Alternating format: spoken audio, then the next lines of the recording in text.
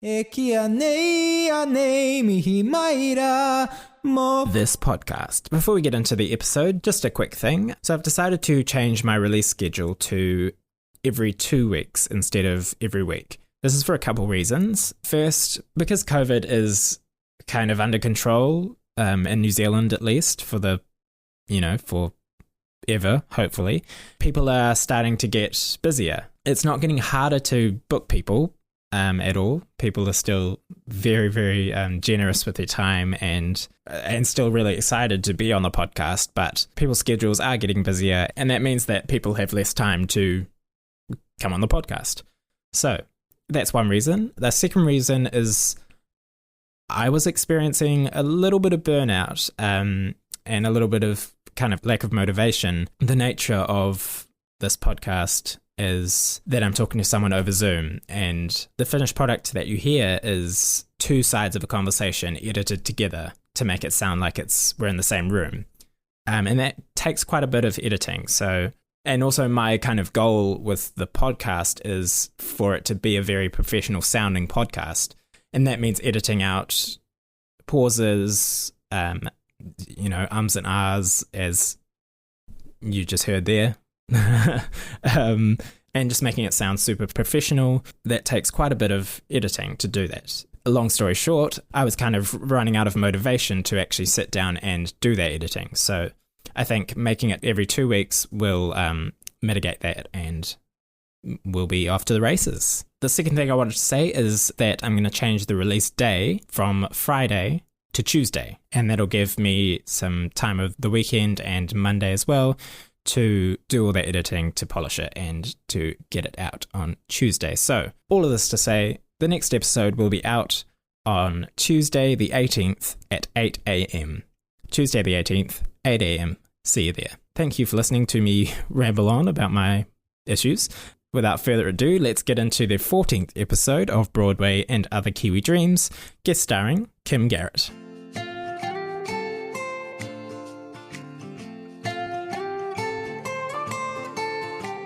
Hello, welcome to Broadway and Other Kiwi Dreams, a podcast exploring the lives and minds of theatre practitioners in and around the New Zealand performing arts industry. I'm your host, James Shera. Today, I am joined by creative, teacher, and mentor, Kim Garrett. Kim has had a very busy career in the industry by, in her words, simply saying yes to everything and continually adding strings to her bow. She's probably most well known for her year-long stint as the badass CEO of Shortland Street Hospital in, Shortland Street. Kim joins the podcast to talk about what or who inspired her to get into the performing arts. We touch on mental and spiritual health and well-being, and Kim's desire to share her experiences in the hope of helping others. And of course, Kim details the ups and downs of life on the set of the most well-known Kiwi soap opera, Shortland Street. So wherever you are, whatever you're doing, enjoy a conversation with Kim on Broadway and Other Kiwi Dreams. Hey Kim, how's it going? Hi, good, thanks James. How are you doing? Yeah, pretty good. How's life treating you? Very, very busy at the moment, post-COVID, so it's good. Yeah, that's good to hear. How was the lockdown for you? It was really good, actually. I think a lot of people found it really good to be able to just have that time of stopping. I love work and I'm very busy and I don't often let myself stop. So to have a forced stop was beautiful. It was really wonderful. Just nice to have time with family and myself, and doing a bit of soul searching and healing and, things that I don't normally allow myself time for. So it was beautiful. Anything special that you got up to? No, like I say, just sort of some self-work, really. Yeah, stuff that I don't normally get to do. So a bit of deep work, personal work, shadow work, whatever you call it, that I've put off for a long time. Mm-hmm. Having tough convos with people and, big convos, and especially with Black Lives Matter and everything that's going on, lots of really fascinating things happening around the world. So lots of deep philosophical conversations with with friends and family and colleagues. And so interesting times. Yeah, definitely. So let's jump into it. So I wondered if you have like a show or maybe even a person, like something someone said to you that inspired you to kind of get into this industry and pursue this as a thing? For example, for me, the first show that I ever did was at high school, and it was Chicago. And do you know Jason Tometi? Yes, I know of. I don't know him personally. Yeah, so he was the director of that show, and he just inspired me to get into this world. Is there anything that happened early on that kind of inspired you to get into it? This is going to sound really funny, but you know how at primary school you have artists that come through and tell stories or whatnot? Well, there was one man I recall came to my primary school when I think I was 8 or 9, I think. And he was just a one-man band. And he came in, sat down in front of the entire school with some instruments and just himself, some costumes that he changed in and out of and whatnot. And I just remember seeing this one human change the entire feeling of my school, which I come from a small town, Whakatania. So hard place growing up, hard times. So it was unusual to be able to see joy. There wasn't many opportunities for unified joy within the school. And this one individual changed the entire atmosphere of the entire school and created joy for everyone just by telling story through song and characters. And I just thought he was magical. And I wanted to be as magical and have that power to be able to make people feel good.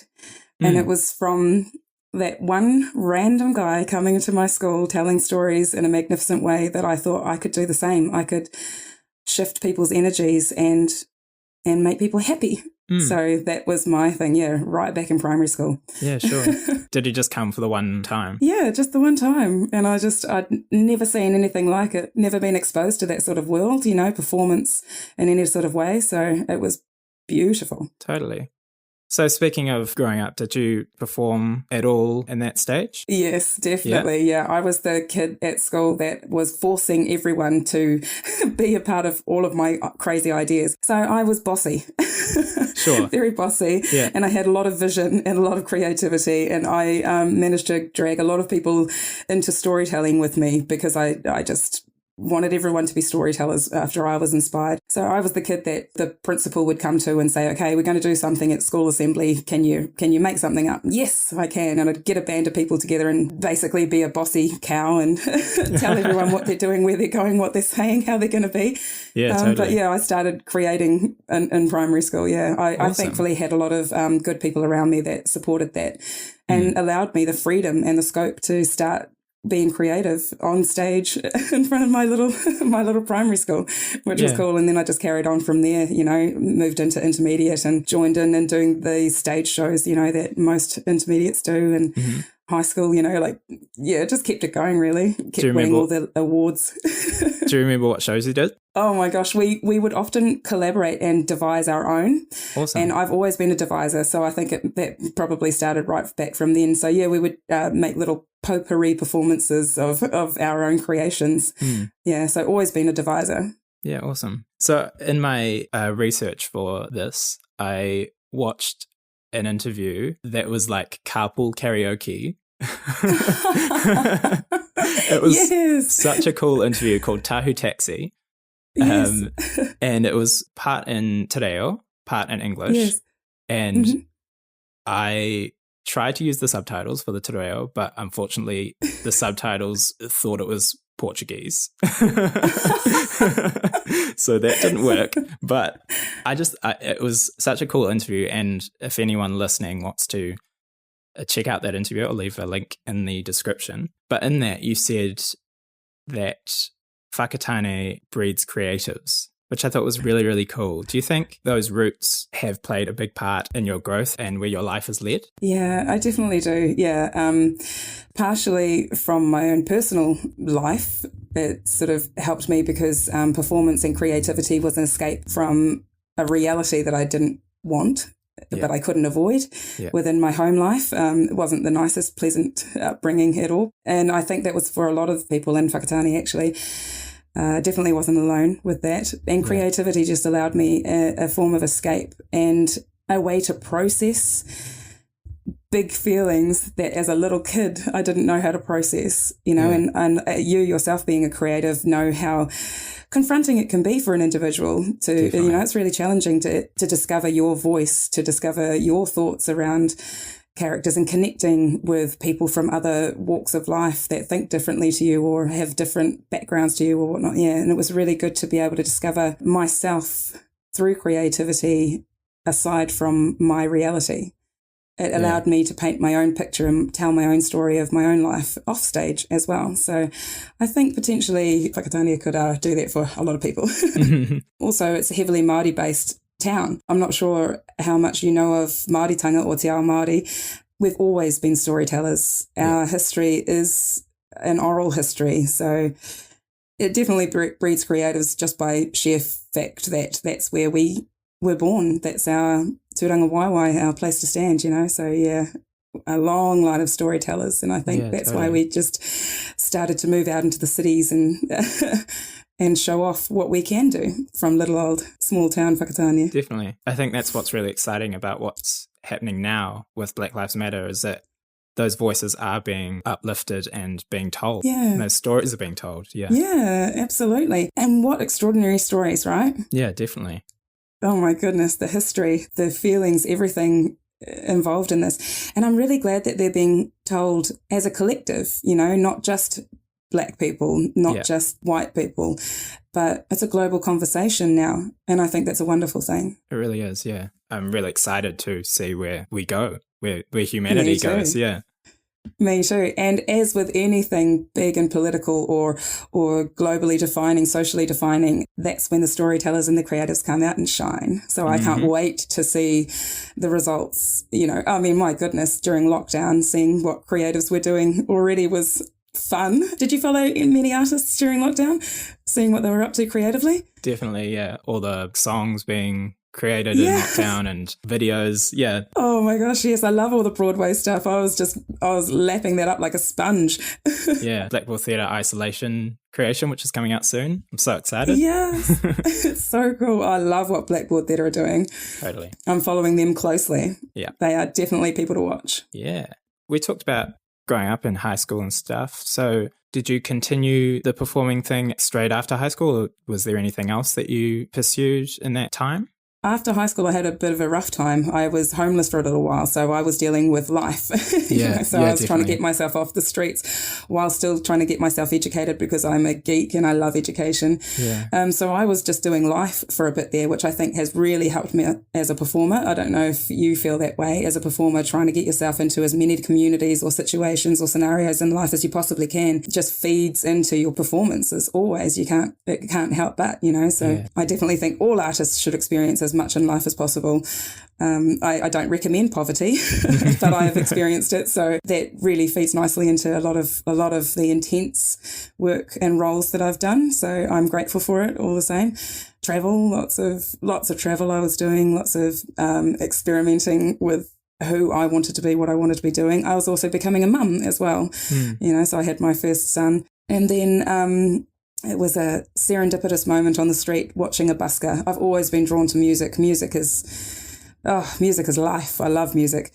And found this extraordinary busker on the streets in the Manawatu. I joined and started busking with. Awesome. And afterwards he was like, gosh, you're really talented. You should be doing some sort of creative pursuits. And I was like, oh, I don't even know what you're talking about. You know, that doesn't come from my world. What do you mean? Yeah. And he introduced me to drama school in the Manawatu. So I got to work with Bert Van Dyke, a powerful figure in the education of artists in New Zealand, and Simon Theory, and Alison Quiggin had a role in my education as well. And I just sort of fell into this world, which I think was destiny. Yeah. Sounds like it, yeah. It kept going, even though I tried to avoid it. It kept going, couldn't help it. Yeah.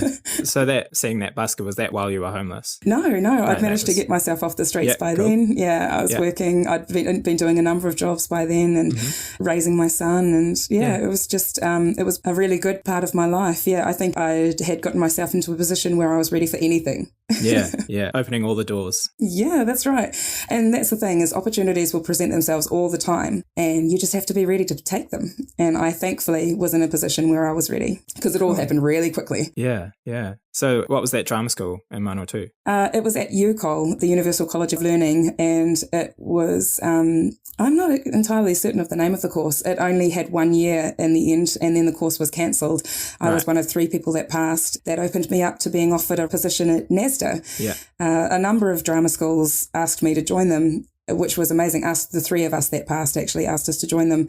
And so I had my pick of drama schools, and I'd never been to the South Island. So I was like, you know what? I'll go there. And I wanted to increase my knowledge with singing, and NASDA just seemed like the perfect place to help me with singing and more exploration of myself, you know, that travel thing and new experiences. Yeah. That was in 2001, is that right? NASDA? Yeah. Started NASDA? Yeah. I came straight into second year, so I wasn't very popular.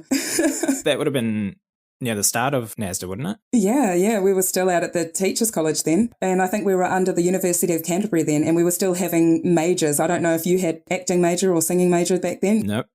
No, it's just a Bachelor of Performing Arts. Yeah, so I think we were the last of that line of drama school, yeah. Yeah. How was that experience with NASDA? Oh my gosh, it was amazing. Cool. Like I say, really tough. I don't like to do things easy in my life, and I think I need to learn my lessons the hard way. Yeah. But like I say, I came in and I went straight into second year, which does not make friends easily. You know, there's so much that happens in the first year of drama school. And the rapport building, the bonding is just extraordinary, you know? And so for a brand new person to come in straight into second year, I hadn't done any of the time with anyone. And then I got the lead in the first production, and that didn't help my cause at all. And then I started working professionally for the Court Theatre while I was still training in my second year. That didn't go down well with anyone. I've always sort of forged my own path. I remember being told by one of my drama teachers at the time, when I was offered a role as Liat in South Pacific, and I turned it down to be a stage manager for a different production that I felt would help my education more and would lead me more down the path that I wanted to go.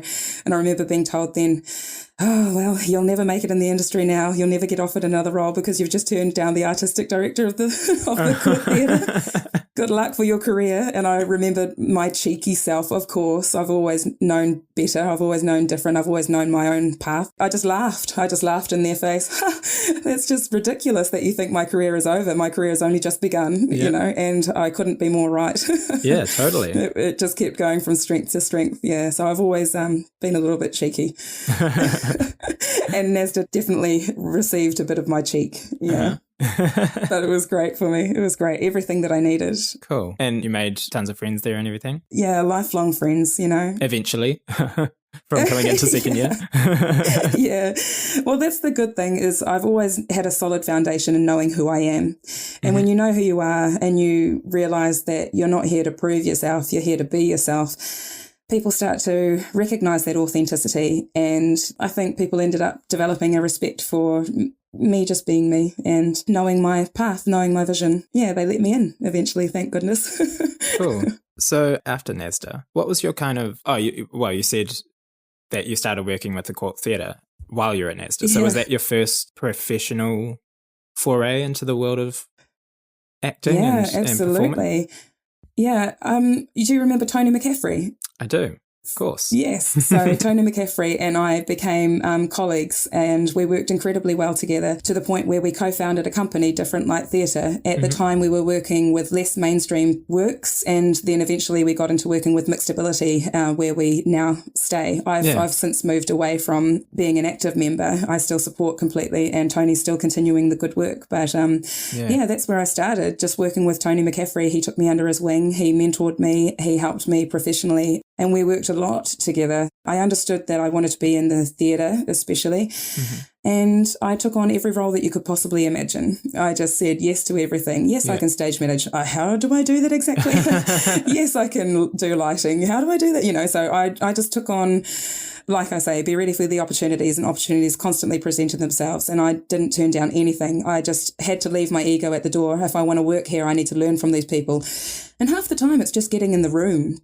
You know, so being able to be a stage manager with someone like George Henry is just phenomenal, you know. So I'm working in the room with Rima Tewiata, you know, with, for me, I love Roy Snow, you know, so like extraordinary performers that I look up to massively. Eilish Moran, you know, like, oh my goodness, there's just too many to name. Yeah. And just being in those spaces, being able to watch how they work and to be able to learn from them.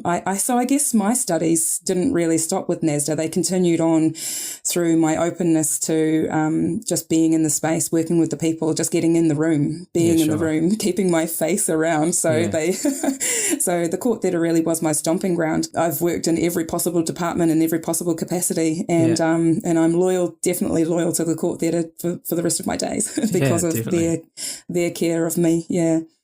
Because they took a lot of flack, you know, they put me into a lot of roles, and I did some extraordinary works. Lady Windermere's Fan, you know, that they copped a lot of heat for having a Māori on stage. So a lot of hate mail, a lot of racist mail came in, and the court theatre were completely supportive. They've always really nurtured my growth as an artist, so I'll always be loyal to them. Yeah, awesome. Yeah. And speaking of the different departments within the court theatre, you also did a lot of kids shows with them.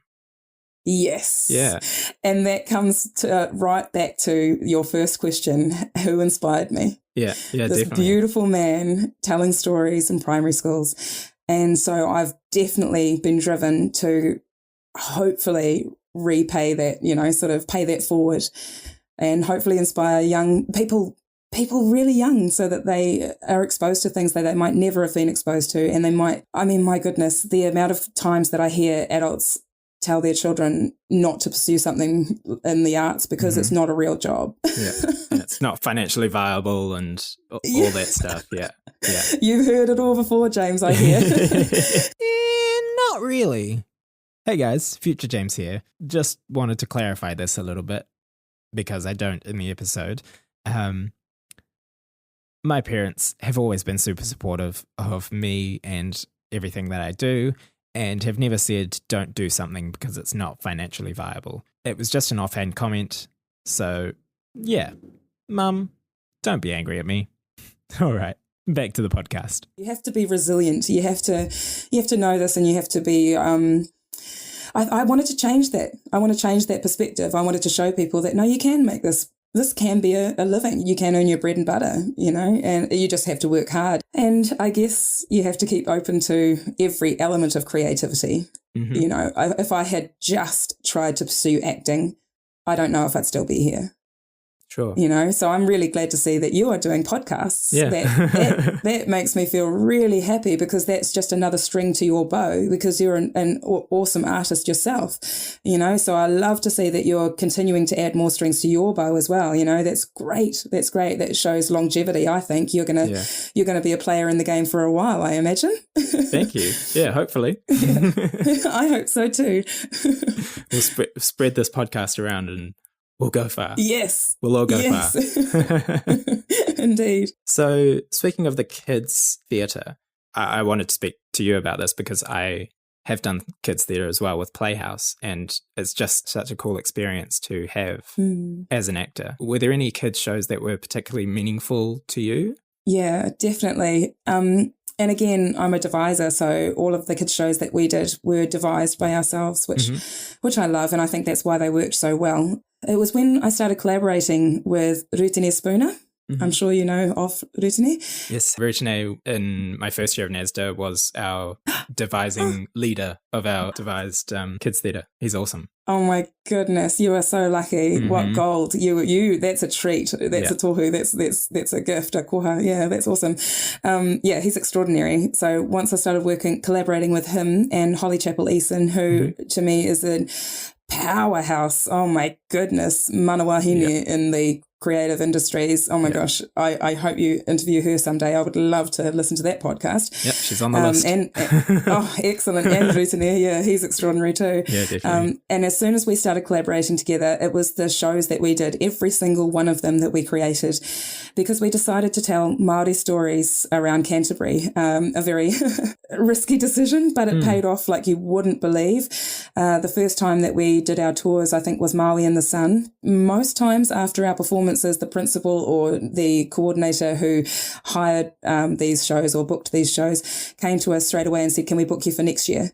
And we were like, we don't have anything for next year. Yeah. And they're like, but if you're creating these things, can we please book you for next year? And that just kept happening year after year. Can we book you again? Can we book you again? So I think being a part of those collaborations, telling Māori stories around Canterbury to tens of thousands of students who lapped it up was wonderful, because that really reinforced that New Zealand enjoys all stories, you know, not just Playhouse stories or I don't know what types of other stories go to primary schools. Gosh, I'm not sure. But it was really nice. Fairy tales and those sorts of things. So it was really reassuring to know that that Māori stories work well in that space too. And it must have been really special to see the Māori kids in the audience and see them kind of see their lives on the stage. Exactly. It's interesting actually, because this has come up for me a number of times lately. The fact that I represent Māori on stage in Canterbury. I hadn't realised it, but another wonderful artist another creative, Juanita Hepe, I think is just, oh my gosh, now she is... I don't even know how I get to be in her company sometimes. I look up to her so much. I really do. She's just such a wonderful, wonderful, powerful woman. And she even gave me credit the other day, which I was very embarrassed and humbled to hear, about the fact that she didn't realise that Māori could be on stage, on a main stage in white Christchurch. Yeah. You know, and so I represented that for adults in Christchurch, as well as to be able to go into primary schools and hear young children say, oh, you look like Moana, you know, from the animated film Moana, so cool. You know, and oh my goodness, and she's like me. And so it is a very privileged position that I've found myself stumbling into, to be able to represent or be the face of Māoris on stage or in performance, in mainstream performance. Yeah. Yeah, which I don't think many people have ever seen before or even thought was possible, let alone strived for. So I'm taken aback by that, and I feel very humbled. It's a difficult thing to wrap my head around, you know, with me just being me, you know, doing my thing, to realise the knock-on effects of that. I'm flustered now. I find it hard to talk about. Yeah, and I mean, it has come full circle, and you kind of have become that man that came and inspired Lil' Kim to... That's awesome. Yeah. Can I just say, tick, mission achieved. Yeah. We're done. That's beautiful.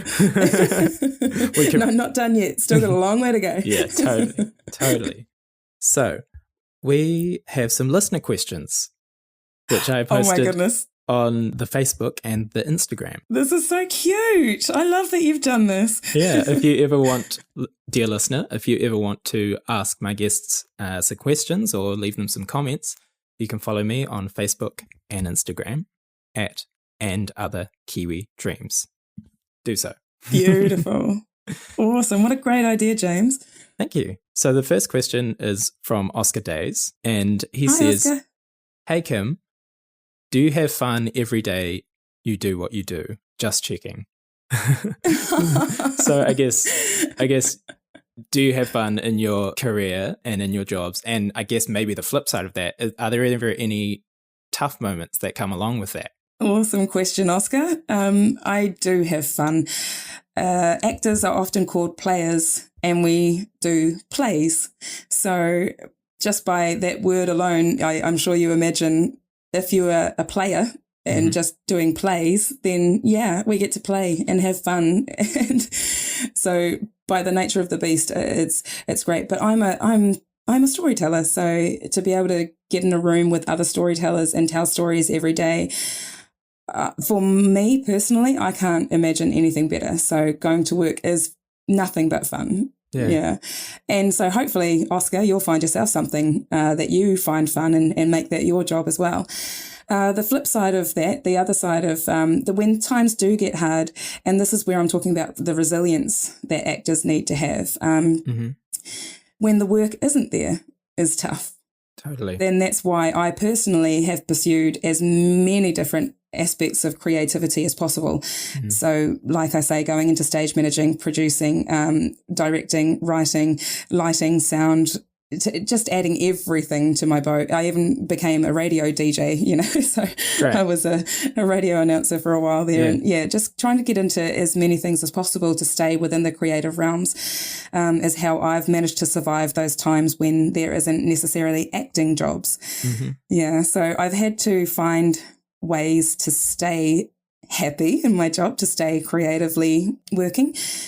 And that can be tough. Yeah.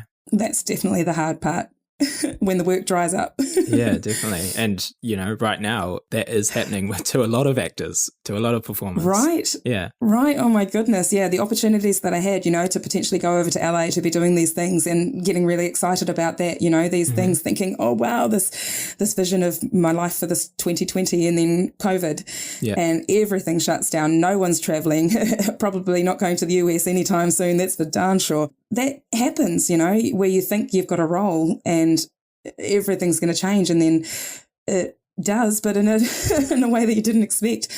And that's where the resilience comes in. You've got to roll with the punches. You've got to have a thick skin. You've got to have a tough skin to be able to handle the rejections alone of the amount of auditions that you have to do. My goodness, do 100 auditions, you might be lucky enough to get one. Yeah. It's a tough industry. So yeah, it's not easy. But as a real creative, that's where you find alternatives. That's where you start to apply your creativity. Instead of feeling down about the opportunities that you've missed, you start to think, well, what opportunities can I create for myself? And that's where I've found myself now. Yeah, just creating your own stuff and doing your own thing. Yes, indeed. Creating a podcast. Why not? Yes, why not? That's right. There were two questions that will lead nicely into the next thing that I want to talk about. They are from Jack Hanrahan and Bree Rooney, who were both in my year level at NASDA. And basically their questions were, what was it like being on Shortland Street? Which I'm sure is the big question in everyone's mind. Yeah, that's a question I get asked often. I really enjoyed my time on Shortland Street. I feel truly blessed and privileged to have been a part of such a long-standing show. It's a stalwart of New Zealand screens, and to have been a part of that. I was only supposed to do 3 months. I was contracted to do just a little 3-month thing while Chris Warner was off overseas. I'd come in and replace him as CEO just for a few months, and thankfully I was really lucky. The audience, I guess, enjoyed my character, and so I was offered another 3 months and then another 3 months and then another 3 months. I was really, really fortunate, and I loved being there. I love variety in my job. I love working with people, and I love things to be physical. Those 3 elements I usually like to have in anything that I do. And I did get to be physical on this. I got to do some stunt work, which was super fun. Awesome. Is that the first time you've done that? Yeah. Well, we've done some stage things, like in some of our some like of our stage shows and stuff like that. Yeah. Yeah. But nothing like running and tackling a robber or something, or watching TK getting shot, or, like all of these extraordinary things. And that's an aspect of the fast turnaround TV that Shortland Street allows an actor. What I found is, with stage, you kind of have to wait till those types of roles come up, and that can be very few and far between, where you can play someone who chases down a robber, or someone who has to deal with the trauma of a gunshot wound, or someone has to deal with the kidnapping of a daughter, or, like these things don't come up very often, and it would just be one element of those parts of story that you'd tell on stage. You'd work 3 months for it. You'd do it for 3 weeks and then it's gone, sort of thing. And then you're waiting again for a long time. Shortland Street, fast turnaround, all of these storylines, craziness happening. Like, I just used to look forward to reading my scripts every week just to see what madness I was going to be able to play this week, So for an actor, the vast array of work that you can do on a drama, on a soap opera is just delicious. Yeah, so totally. Fun. Really, really enjoyed it. Really challenging. I really enjoyed the fact that the fast-paced turnaround meant that I just had to stay on top of my game, stay on top of your scripts, stay on top of how you care for yourself, like, the self-care, managing yourself inside and outside. And I was in a very tough personal space during that time as well, which ended up imploding on me towards the end of my time there. My personal world just was in a bad place at the time. It's now resolved itself, thank goodness, and I've done a lot of healing through that. But it was tough to do that type of work, being in that space personally. Yeah, definitely. But really rewarding. There'd be long days as well, weren't they? Oh my gosh, yeah. Yeah, basically between Monday and Friday, you were owned by South Pacific Pictures, which I didn't mind at all. I'm a workaholic. I love it. Yeah. And the other actors, oh my goodness, the other actors are just phenomenal. Oh my gosh, if you ever get to work in that space with that team, they're just the most beautiful people ever. I'd never experienced a makeup room like it. My goodness, they should be paid counsellors as well, the way that they look after their actors, is just, I can't speak highly enough of the staff and the crew and the other actors there. They're all phenomenal. The directors, oh my goodness, I was just blown away by being a part of that. Really lucky. And it really does springboard people as well. Yeah, definitely. Especially young actors. Like, yes. I'm sure everyone knows KJ Upper now, like absolutely right. Yeah, it's such a cool thing for young New Zealand actors to have that option to go into that and then potentially be able to be on a big Netflix show, I know, it's extraordinary. And that's the thing, Netflix is calling at the moment and using New Zealand a lot. So it's a good place to be right now, being in New Zealand as an artist. Yeah. Especially an artist wanting film and TV or to be in Netflix. Yeah, it's a great space to be. And we're COVID free, so yes. They're not looking to the US. No, I think everyone's looking to New Zealand. I definitely think New Zealand is hot property at the moment. Everyone wants to be here. So, my goodness, I don't know how we're going to control that. I hope we can, but we'll see how it goes. We'll get there. We'll do it together. We talked about your character. I wondered how you kind of connected with that character, because she is a badass, right? Like, definitely. And obviously you are too. So how did Kim and that character kind of intermingle and connect? I think that she really spoke to me at a time when I was going through my own hikoi o te reo with, trying to find my place in my Māoritanga, like in my whakapapa, I was just learning all of this stuff myself. And so this character came in, mana wahine, all right, you're right. And fighting for Māori and fighting for women. And that spoke to me personally at that time. Like I say, I was having quite a difficult personal experience at that time during one of the best professional times of my life. Of course, there's balance, isn't there? Yeah. I really used her a lot to try and find my own strength. And so I really tried to connect with her strength and with her voice and her passion for Māoritanga and her passion for wahine and her passion for raising Māori back to where they used to be. Colonisation has had a difficult, a tough impact on Māori, and I like that it was so based in her identity as a Māori that she knew where she came from. And Māori were great, we're phenomenal business people, phenomenal within the community, phenomenal artists, phenomenal storytellers. We're an extraordinary people. We're just forgotten that, and so I'm really glad that she was in that place where she could speak and represent that for others. And I really felt powerfully connected to that. So I would often go down to the writers and fight for more reo content within the piece, which they were extraordinarily receptive to. I really enjoyed the fact that we could have those conversations with the writers or with the producers about including things like matatini or matariki or just elements of Māoridom that are really socially important. And I'm really glad that at the time the producers and the writers were really receptive to that. I don't think that's changed. I'm not there to speak with them about it. That's what I connected with, and that's what I really tapped into, and that's what I really fought for. And so I might have made her a little more hardcore than she needed to be, maybe. I don't know. Because I had my own agenda with her. Yeah. I mean, that's what you can do as an actor. You take a character that someone's written for you and you make it your own. Yeah, yeah. And like I say, the beautiful collaborative approach that I was allowed, you know, like, of course, the buck stops with the producer and the writers, you know, but just the fact that they were so open and so receptive to these conversations, I'm just really grateful for, you know, that just really speaks to their values and where they stand, you know, and I just have a lot of respect and time for them because of that. Yeah. And you asked them to change some of the lines as well too. Today, didn't you? Yeah, a little bit cheeky. That's cheeky old Kim again, trying to push the boundaries as always. Yeah, just lines that, you know, she wouldn't say in English. Yeah, exactly. She was a fluent reo speaker and her husband was also, and her daughter. And I just thought a couple of the places where they had her speaking English, I asked for authenticity of her character and that family and that relationship and that dynamic. Would it be okay? And like I say, they were just so wonderfully open and receptive, and they allowed that sometimes, you know, if it worked for the story. And they have a reo advisor as well. So we would always pass those lines through the reo advisor as well, just to make sure that everything was tika. And yeah, so sometimes it couldn't be changed, but for the storyline, and that's fair enough, you know. My gosh, I don't know what they're trying to tell.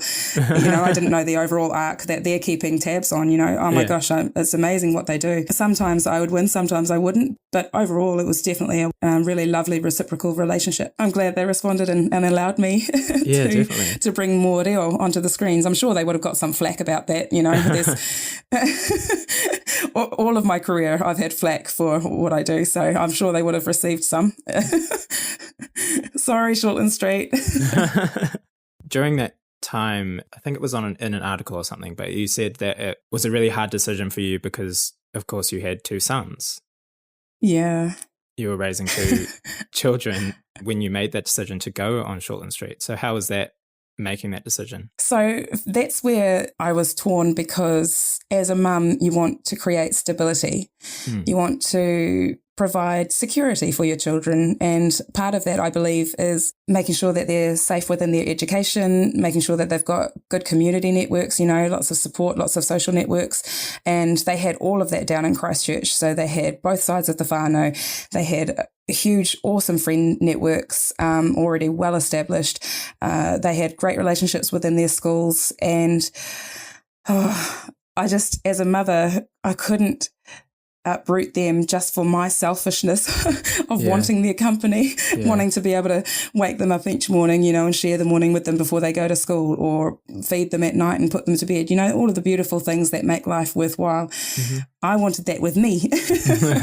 But for them, I needed to make sure that they were looked after. And so thankfully they have an extraordinary father who stepped up and went above and beyond and played the role of mum and dad. And and he took over the reins for a year. And my mother also stepped in, as well as, you know, all of the extended whānau. And we managed to make it work. I'd had a lot of trips down, lots of flights down. So if not every weekend, every other weekend I was home, because I needed my fix, you know. Yeah, definitely. So that was really tough. You know, do I pursue something that works well for my career and forsake my family, or do we try and make it work collaboratively? And thankfully I have a wonderful supportive family that said, let's make it work. So it was hard, it hurt, but we made it work. I'm just... yeah, I'm really humbled by the networks that I have, the family that I have, the support that I have. Yeah, I wouldn't be where I am without my family. I'm very fortunate. How old were they at the time? Oh gosh, now you're taking me back. So this is what I finished last year.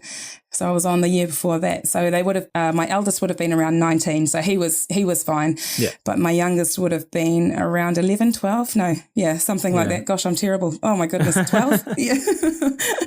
I'm sure he'll tell you if you're wrong. I know that they're 22 and 14 now. Yeah. I guess the good thing is that you'd passed the childhood phase. You got past definitely, that. which was the key thing, which was what everyone told me. They said, we're going to be okay. Yeah. So like I say, it was my own selfishness. I love being at home. I love my family, you know. So it was just my selfish desires to keep the best of both my worlds. And as you know, all artists must know this. You've got to go where the work is, and it can be tough. And I guess that's why a lot of actors don't become parents for a long time, you know. But I don't think I could do that, you know. family is just as important to me as my work. So I wanted to do them both. And I didn't want to have a prescribed timing of doing that. I'm just like, why can't I have both? Why can't I do it all? I want it all. Yeah. You know me, always pushing boundaries. Yeah. I'm going to do it my way. So I've just sort of made it work. Yeah. Tough though, tough for artists. Oh, definitely. Even just leaving their partners, sometimes they can't even be with their partner, like even if they don't have children, it's tough to just leave your partner for a few months at a time, my goodness. Yeah. When you go away and do a show, I'm just going down to do hairspray. I'll be back soon, Like, what? Another one? I'm just going to California to take my company over to do a show. What? No. So you're always missing out on birthdays or parties or, the barbecues. The summer musicals, and you miss out on all the barbecues that everyone's having because you have to go and do the show. Oh, yeah. You sacrifice a lot socially for this work. Yeah. So from what I can tell from talking to you, you're very in touch with your mental health and also your spiritual health or your spiritual journey. Is that something that's really important to you, to be in touch with those things? Yeah, I think, like I said earlier, I think that I've used performance as an escape, and then once I was there, I found actually we deal with a lot of trying to discover motivation. Why is this person saying this? Why is this relationship like this? Why is, there's lots of asking why. And that I've always had a massive passion with health sciences in general, actually. I used to want to be a doctor. I pursued that for a wee while there. I've done a number of years of study towards that, trying to marry both of my passions. Which probably helps hilarious. with your role in Shortland Street.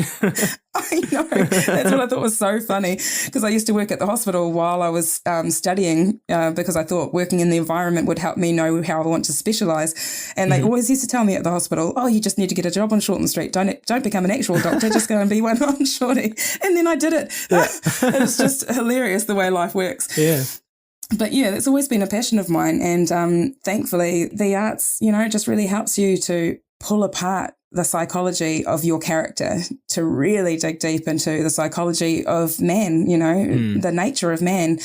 And by doing that, you can't help but apply that knowledge or that thinking to your own life. Yeah. And I guess that's also kept me there. Trying to stay sane within this industry as well is really important. And so I realised that there needs to be a lot of self-care, which they don't teach you in drama schools. I think they might be changing that now. I think some things are shifting around that. I think they're really understanding that we need to hold artists in spiritually, mentally as well, as just practically, making sure that they've got a pay, which is really important. A lot of artists will do a lot of work for free, and we can't do that anymore. We've got to be acknowledged for our worth, and that includes pay and stuff like that. But also we have to be acknowledged for what we do. A lot of the times, especially on TV and film, you have to come in and be in a space where, there's noise and hubbub of the tech doing what they need to do, and no one's really concerned with where you're at, even though you're about to go in and play a scene where you've just lost the love of your life or something, and you're trying to access emotions that most people hopefully would only have to experience once in their life. Yeah. And you're having to do this repeatedly, take after take after take, accessing these places and these emotions. And I don't know how aware you are of what happens physically to one when they are in these mental places. Literally, the human body, its cells start to close down. Its body, physiologically, its anatomy changes. It shifts. So physically, we are literally morphing ourselves, changing ourselves, creating stress, putting huge stresses upon the body time and time and time again, day after day after day after day. And yet no one's looking after us afterwards. It's like, cut. And off you go. See you later. Can you be ready for the next scene? Quick, get into your next costume change. And it's just like, well, can I just have a moment to let go of the weight of these emotions? It's quite literally physical and mental and spiritual. Yeah. So that's why it's become a huge aspect of things to me. I've seen too many of my friends be lost as well, lost to suicide or other ways of coping through mental health, drugs and alcohol even, or even sex, my goodness, the different forms of coping that people go through. And I don't want that for our artists. Yeah. And so I've proactively worked on that myself so that I can get myself into a position where I can help others. I'm trying to do that with my theatre company now, and also with my new job that I've taken on. I've actually gone into suicide prevention, which I don't really like that term. I don't think that's a very useful term. I'm going to try and I'll do my usual break boundaries and shake that up as well. Yeah. But it's really important to me, and I hope that I can create some sort of safe practice for other artists and provide tools and whatnot for people to be able to start to tap into,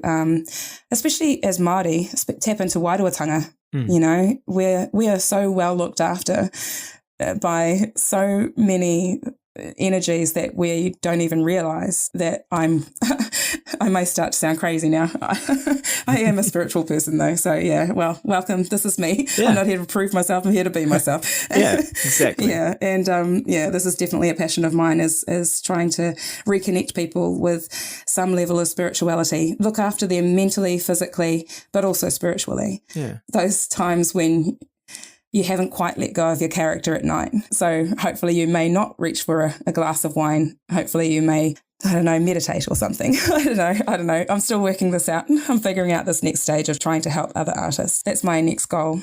Yeah. It's crazy that you bring that up, actually. I'm really happy that you brought that up, because that's a massive part of my next journey. Yeah, that I'm trying to do. So awesome.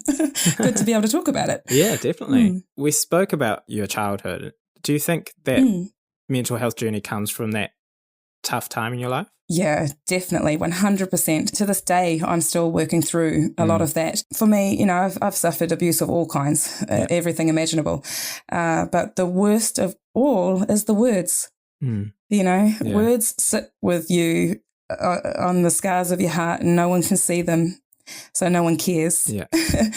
You know, if you've got a broken arm, people care. They'll show you compassion. If you've got a broken heart, people say, get over it, you know. And I want to change that. I want to change the way that we look after each other. I want to acknowledge these parts of us that we can't see that do need healing. And that has been a lifelong journey, and it will continue to be a lifelong journey for me to continue this healing and growth. And part of that for me is not only to do my own, but to help others. I think that's my duty. You know, if I've gotten myself out of a place that I don't want others to be in, then I think I need to not only be that guiding light for them, you know, like being that Māori on stage that shows others, wait, I could be on a main stage, you know, not only to be that, but also to be, wait, I can heal my trauma. Yeah. You know, I'd love to be in a position where I can help people do that as well, but using performing arts.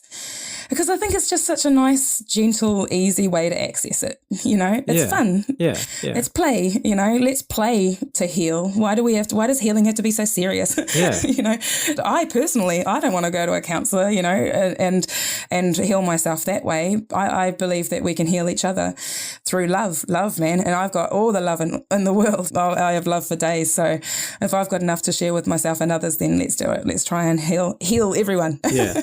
Even if I can just heal one, I'll be happy. Definitely. Let the trauma be the serious stuff, and let the healing be the fun stuff. That's right, man. Healing shouldn't be so serious, you know. Like, I don't know, it is a serious thing, but you're right.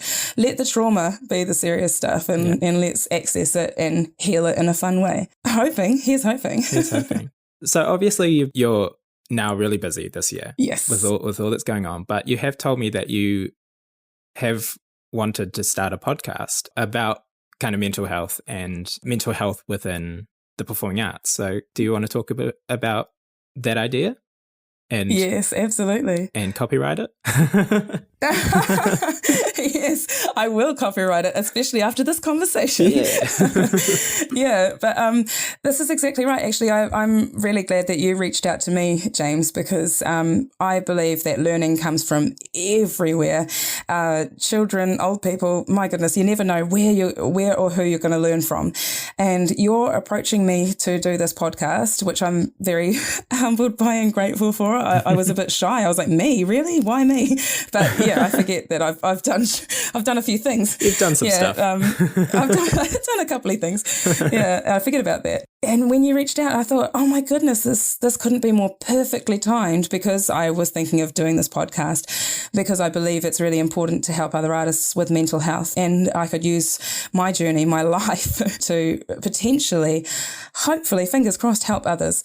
So that's where that concept came up. And that's where I said, yes, I will help you if you help me. Yeah. And you have, my friend. Thank you so much for all of the time and effort that you've gone into with helping me through your journey of how to set up and run a podcast. I hope that you help others. I hope that you not only do this for artists, but I hope that you also help others, because your practical knowledge is great. And I hope that you'll do a podcast of that nature for others, to help others set themselves up maybe in the future or something, because your knowledge is just so valuable. But that's what I have, a vision for the future. And I'm looking at doing that with other artists, potentially creating something there where we can all collaborate, a space, a platform for us to all be able to discuss mental health in the arts, and what we can do about supporting each other through our practices, new tools or practices or strategies that we can devise or come up with together as a community to work towards better mental health for all. So hopefully we don't lose our artists to suicide or drugs and alcohol or any of the other vices that we choose to escape with. And hopefully we can heal trauma. My goodness. Yeah. A lot of actors I know have a lot of trauma, a lot of anxieties. I mean, we access huge emotion. Mm-hmm. We access dark places. Like I said, that hopefully people only go to once or twice maybe in their lifetimes, hopefully. And we do this on the daily, again and again and again. So it's just keeping ourselves safe in those energies. That's my goal. And hopefully this podcast that I'll eventually come around to making after I copyright this concept, hopefully this podcast will come about in 2021. Yeah, keep an eye out for that in 2021. Yeah. So I guess coming to the end, you did just touch on it a little bit, but this podcast is called Broadway and Other Kiwi Dreams, and that's based around acting as a professional career. And the question is, what is your Kiwi dream? Oh, my Kiwi dream. I think I'm at the point in my career where I have achieved, I've ticked so many of the boxes that I wanted to tick for myself personally, professionally, that I'm feeling pretty happy with where I am personally. I know that I've got further to go, and I know I'm going to continue to tick more boxes. But I think I'm in a position now, I'm realising where I can help others. As much as I like to resist responsibility, I like to avoid it at all costs normally because I like my freedom. Yeah. I think I'm finally at a position where I think I'm ready to proactively work with other artists and try to uplift other artists. Mm-hmm. So that's my goal, I think, now, is to start to work with others collaboratively to get them to where they want to go. You know, what is it they want? Where do they see themselves, and how can I help them get there? I think that's where I'm finding my energies are better spent at the moment. Awesome. Your Kiwi dream is to help others achieve their Kiwi dreams. Isn't it cheesy? It sounds so cheesy. Oh, that's no. Great. Oh, I feel like such a geek. But yeah, that's it in a nutshell. Yeah. This whole podcast is cheesy, so who cares? Awesome. Yeah, well, that is it. My Kiwi dream is to help others realise their Kiwi dream. Awesome. Definitely. And with that, thank you everyone for listening. And we will talk to you next week with another amazing guest. Bye. Bye. Bye-bye. Hi everyone, thanks for listening. I hope you enjoyed that conversation with Kim and gained some insight into life as a Shortland Street star. You can find Kim on Facebook by searching @KimGarrettOfficial. As I said in the episode, if you'd like the chance to ask a question, head over to Instagram or Facebook and search @AndOtherKiwiDreams. Keep an eye out for some story posts where you'll be able to do so.